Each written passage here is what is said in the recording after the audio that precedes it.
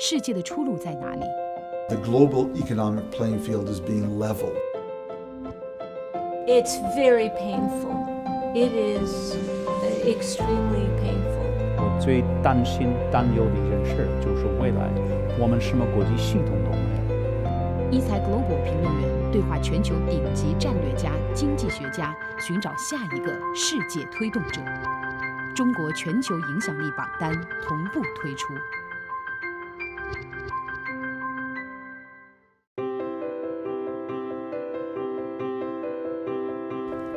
曾经，华盛顿是推动世界经济一体化和全球化最核心的力量，而如今以反贸易、反移民、反全球化为基本政纲的特朗普是白宫的主人，而世界也正在面临两条道路的选择。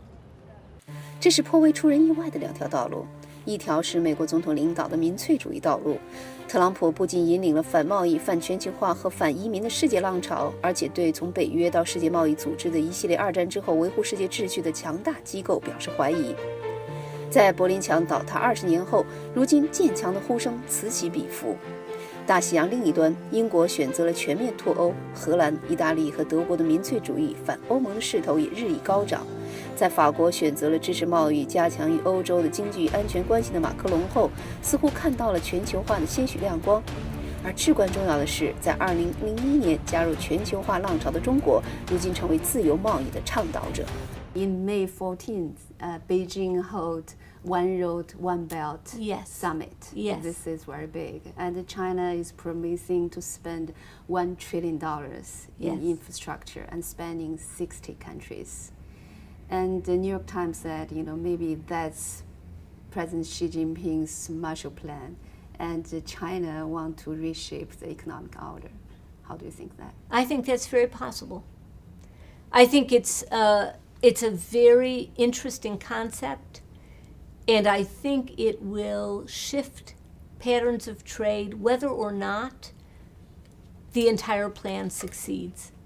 This has the prospect of vastly reshaping the nature of trade and certainly the scope of China's influence and power globally.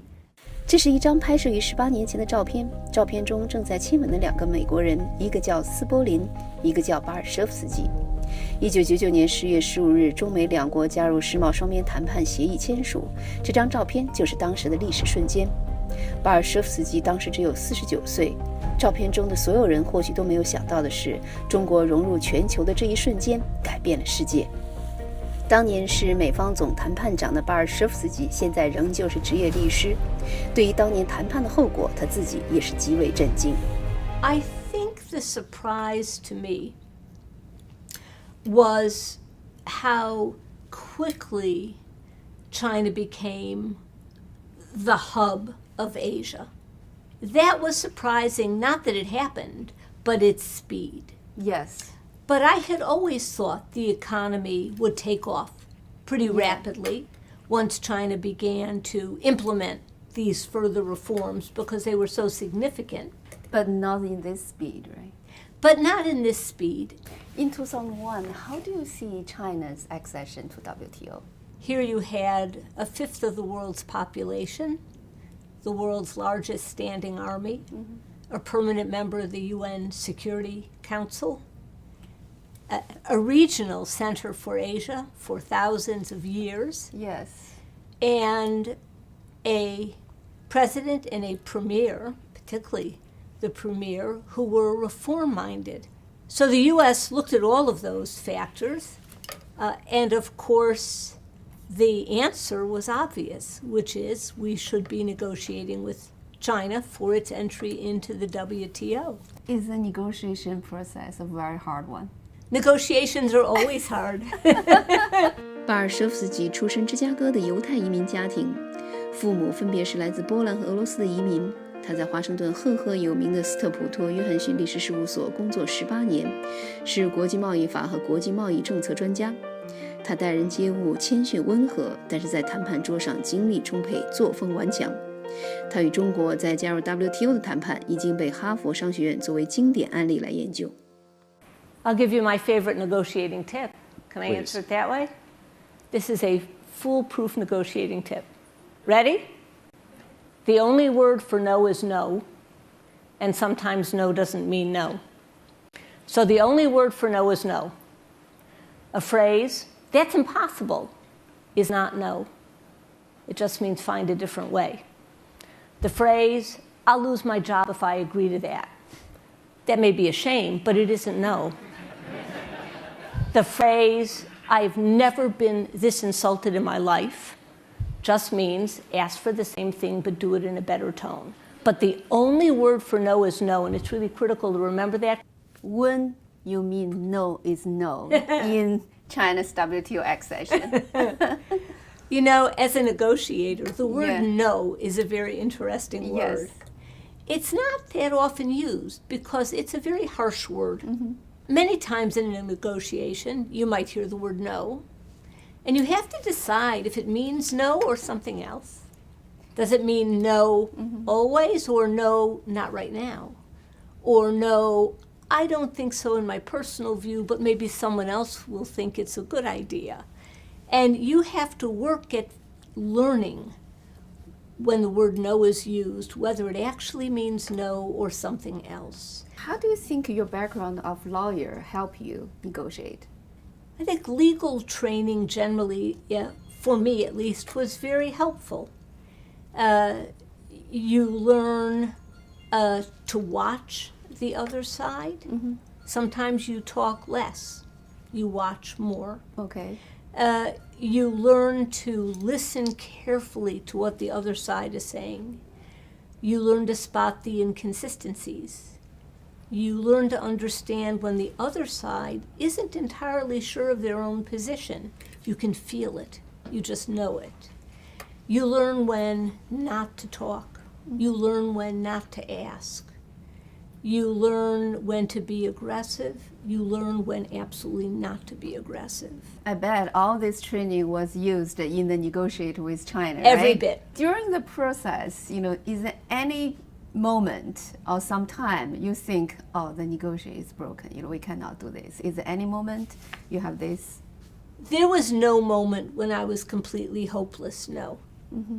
And that's because I take a view that there's always a way to do something if you want to get it done. Okay. You just have to find the way. That's the way you saw it when you negotiated with China in the WTO accession. Yes, and I think it's the way China saw it, because I think China was quite committed to this as well. Your aide once said, I guess some country, just sign a trade deal with you, it's because their negotiator want to get some sleep. Not so much in China, but I was involved in a quite infamous negotiation with another country over an issue of great importance to the United States. And we negotiated for 52 hours. 52 hours. 52. I took one 20-minute nap Okay. because I was bound and determined that I would not be the first one who got too tired. You have strong energy to do that. I don't know if the word is energy or I was just determined. I read articles said that when the negotiation finished, you and your colleague called President Clinton in women's room. Yes. Why? It was the only quiet place. Oh, really? We needed a quiet place. By the way, your colleague is a male, right? Yes, yeah. Yeah. He joined me at the very end. I needed a quiet place.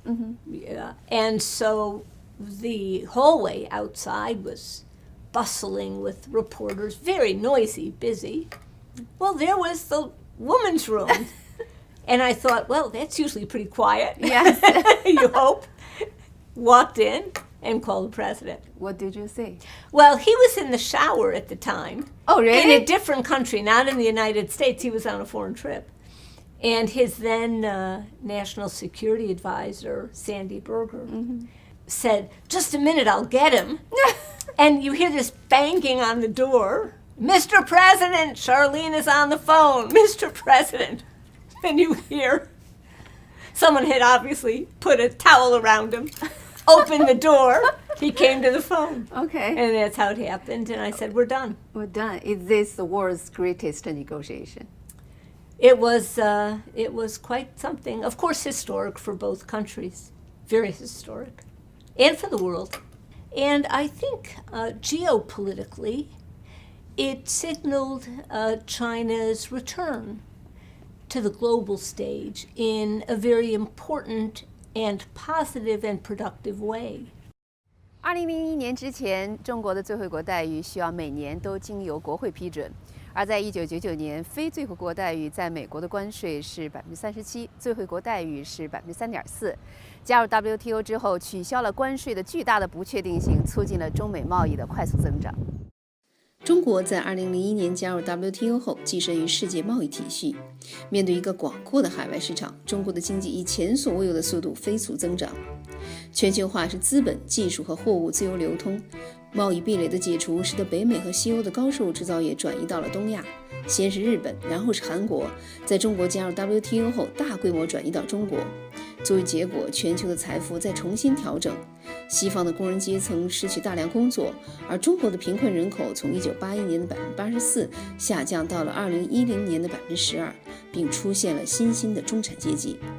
中国占世界制造业出口的比例从1991年的2.3%增长到了2013年的18.8%，中国也成为了世界第2大经济体。So 16 years later, how do you evaluate this historical event? Well, it's really quite remarkable. There is no historic parallel to China's growth. That tells us that what the right policy can do. I think that's exactly right. 而在中国准备跨入全球化的大门时，对全球化的不满已经不绝于耳。1999年10月15日，中美签署世贸双边谈判协议，而在15天后，11月30日，就在这里西雅图 WTO 在进行新一轮的谈判时，第一次针对全球化大规模的抗议爆发。抗议程度之激烈，使得市长在当天宣布紧急情况，并实行宵禁。反对者抗议的主要是全球化对发展中国家带来的不安全和不公平，这也是 WTO 杜哈回合谈判遭遇困境的主要原因。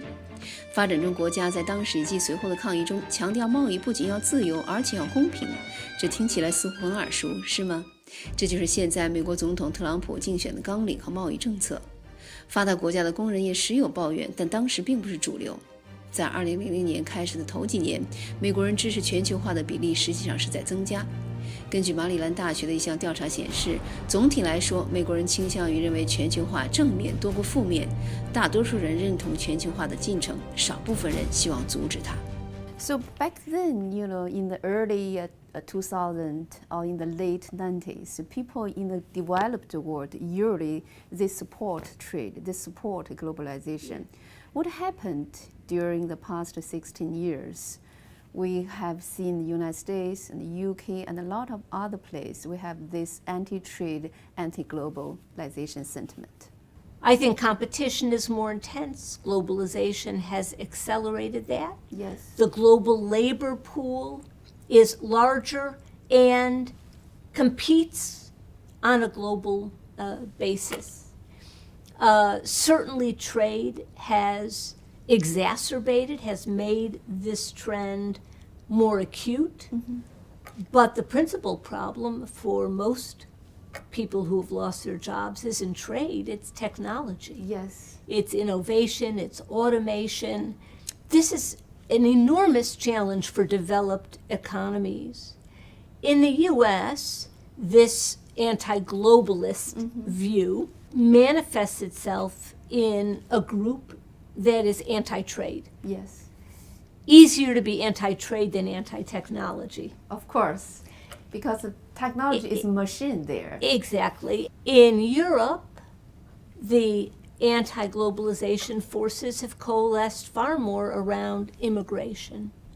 Massive refugee inflow from Syria and elsewhere, and many European nations and peoples feeling their own identity was under threat. The global financial meltdown in 2008 and 2009 really so disrupted the lives of people.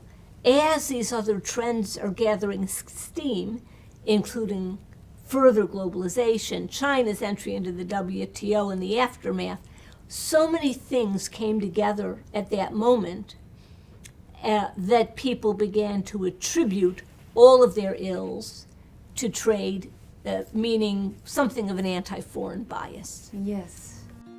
中国在加入 WTO 之后，和美国的关系一度是贸易带来益处的最好例证。中国负责生产和储蓄，美国负责消费。中国的制造业产品在美国市场比比皆是，中国的资本也通过购买美国国债和投资的方式流入美国。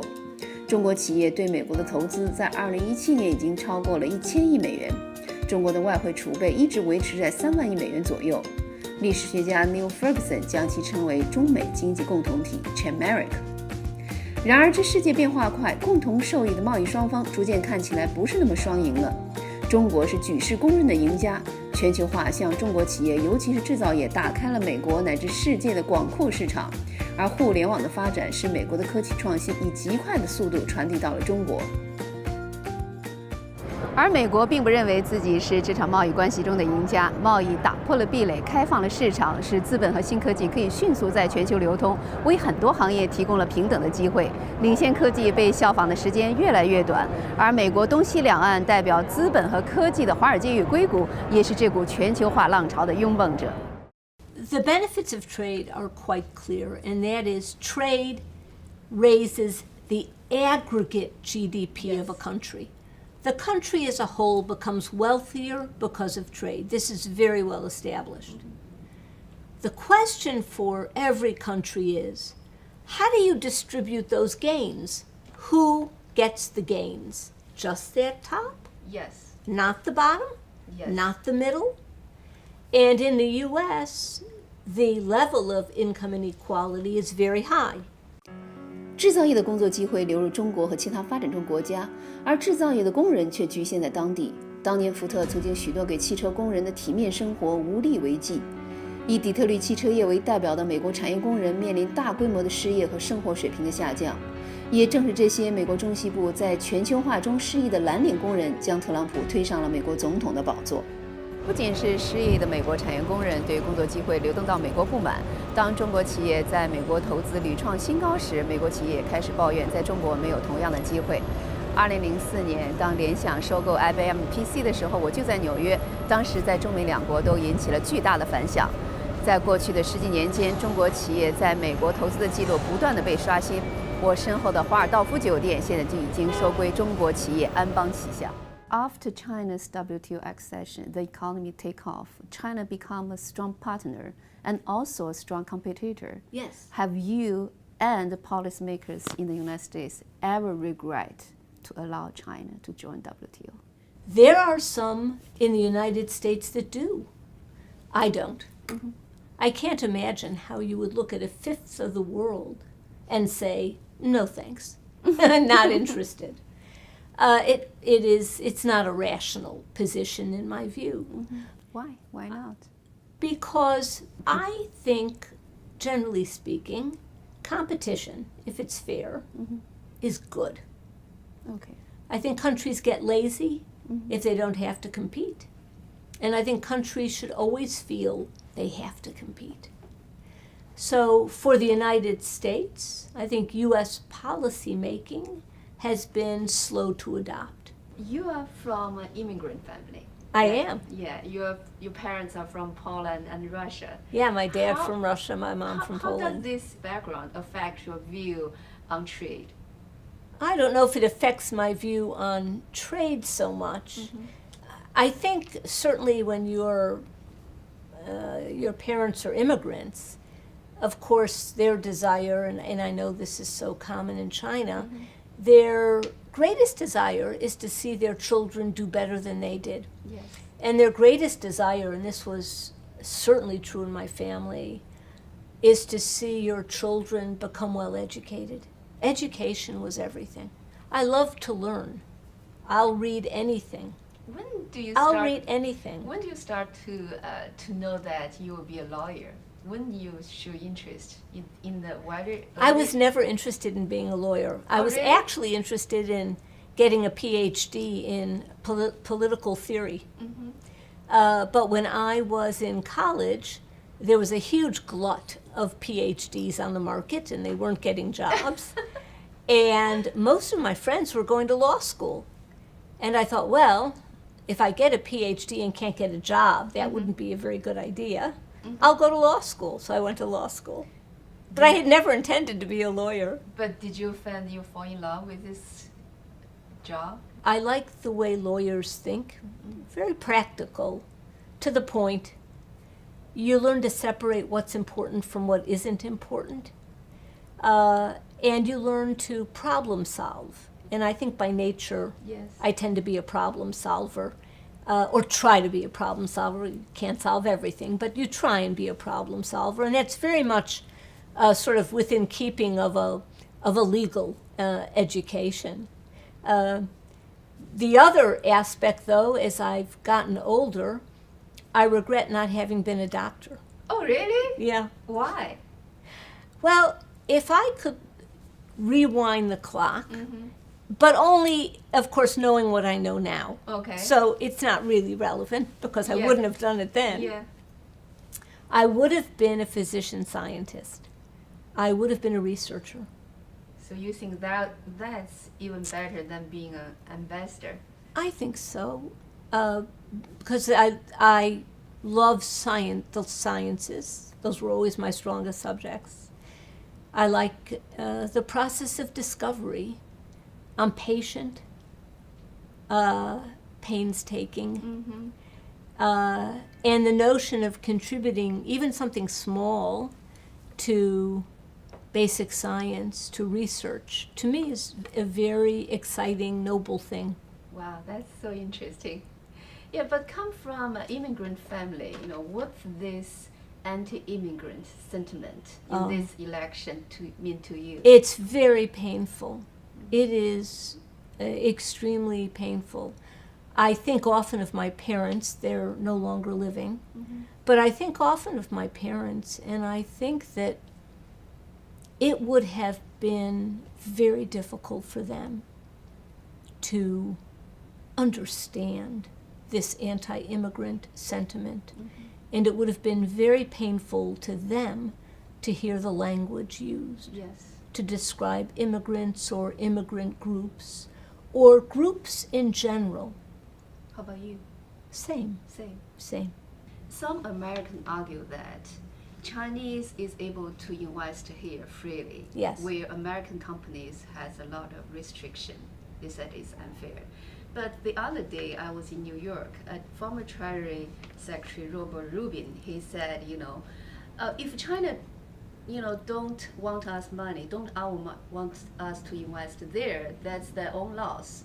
But we still should welcome China's money because it's benefit to us after all.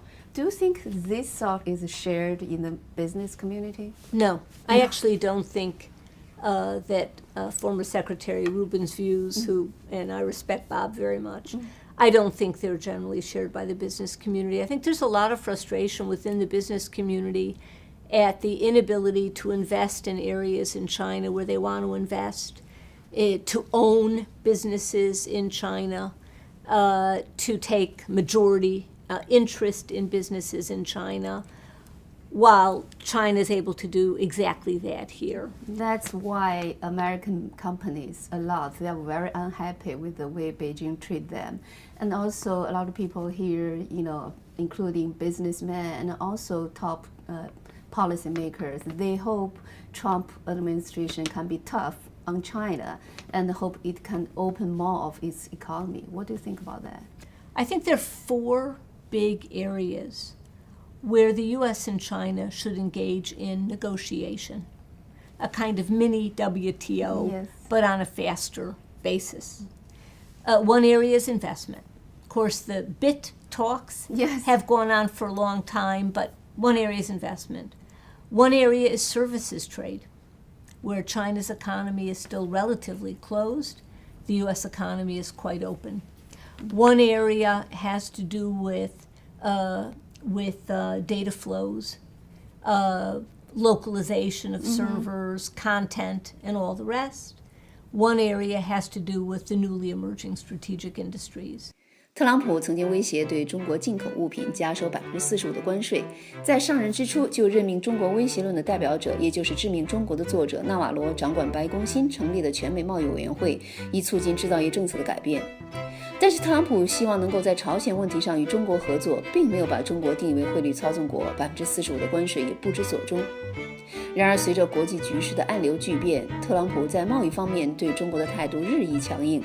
在8月份，美国贸易代表办公室宣布启动对中国的301条款调查，要调查中国在技术转让、知识产权和创新方面的法律和政策是否歧视美国企业。